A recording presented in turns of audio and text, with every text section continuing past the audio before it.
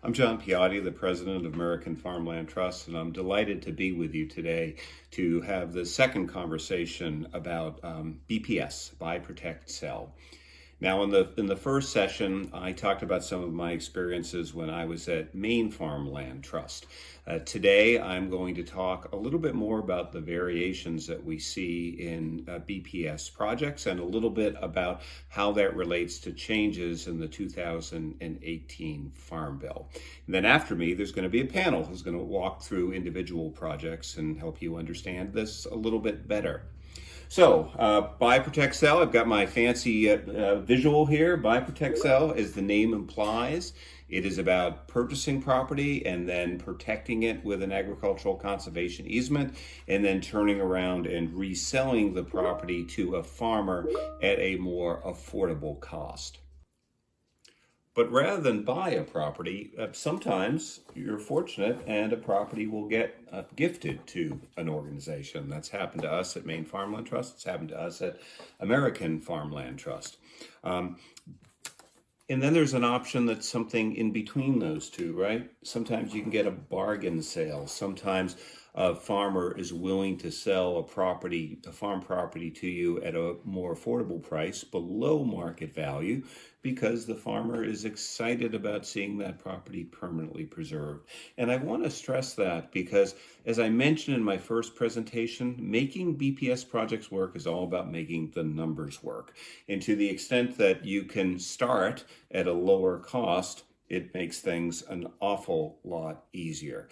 And I posit that there's a lot of landowners who are willing to sell farm properties at slightly below market value. So as you're thinking about your program, definitely make sure you think about bargain sales proactively for the front end and how you can work those into the mix. So it's not just buying, might be a gift, might be a bargain sale. And then on the other end of the spectrum, there's also some options, right? Some different alternatives. Rather than selling it, you may end up leasing the property with the idea of ultimately selling it. Maybe it's a farmer who's not yet in a financial position to buy the property. Maybe he's waiting for an FSA loan or something like that. Or you may even consider a situation where you're holding the property long term and planning on leasing it over time. This may be a needed strategy if it's a property that even with an easement on it will never be affordable enough for an incoming farmer. So maybe you create a long-term lease opportunity. So as I pointed out, a number of variations. I'm going to add yet another twist, and that's at the front end up here. Maybe rather than buy the property, maybe you get an option to purchase the property. And that can have great value because you may be able to line up the purchasing farmer in advance of actually purchasing the property. And in an ideal situation, you may be able to transfer that option to the purchasing farmer and never actually own the property yourself as a land trust, reducing your risk and reducing your costs. So, it can be a little complicated. I'm going to complicate it a little bit more because I talked about buy, protect, sell, but in truth, many of these deals work a little differently. We buy them and then we sell them, and simultaneously or soon thereafter, we then protect the farm property. And there's reasons to do it in this direction. One reason is it keeps open your option on what's going to be in that easement until you've identified the farmer. And you can define the easement better for the incoming farmer's needs. The second reason is that until recently, this was really the only way that you could take advantage of federal funding for easement acquisitions. The funds always had to flow to the property owner. Now, that's one of the things that the current Farm Bill has changed, and we're going to talk about that now. We all know that the 2018 Farm Bill provided more money to ASAP. Great news. The 18 Farm Bill also created an opportunity where ASAP funds could be used for BPS projects. We could always in the past use ASAP funds at this point, but now we can use ASAP funds to cover a more classic BPS project. And here's how it will work. A land trust can apply for funds up front and receive easement funding that will help pay for the purchase of a property. And that land trust will then have 3 years to find a buyer for that property and can ask for a 1-year extension from the secretary if needed. But there is a complication.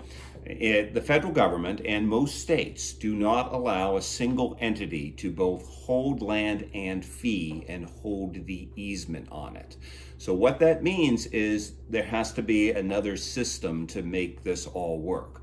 One option is that the land trust can ask another entity to hold the easement, perhaps temporarily, and that's an approach that works fine.